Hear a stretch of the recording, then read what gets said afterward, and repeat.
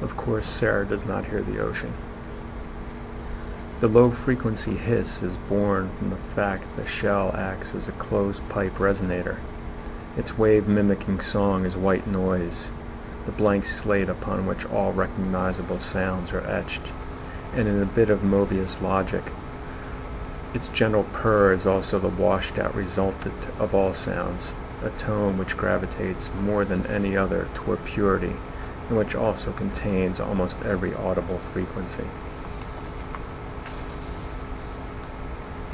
Friction is the rub of this world. Friction wears on the body from without and within.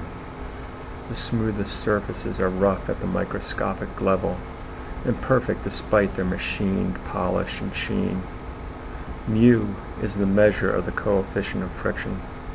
The higher the mu, the greater the frictional force.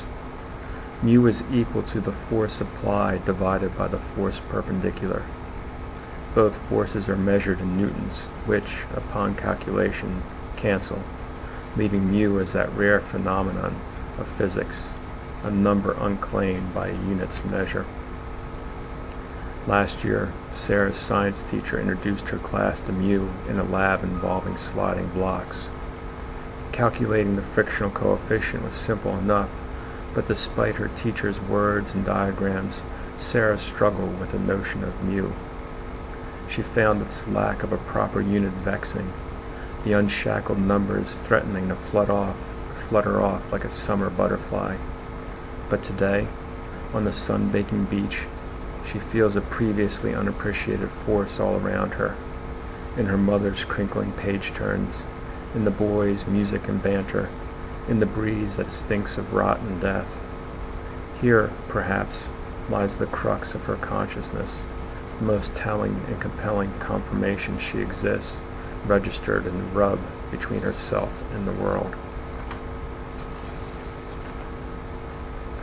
In physics, images are divided into the real and the virtual. A real image's rays converge at a focal point, which in turn can be observed on a screen or sheet of paper. A virtual image does not exist in these terms.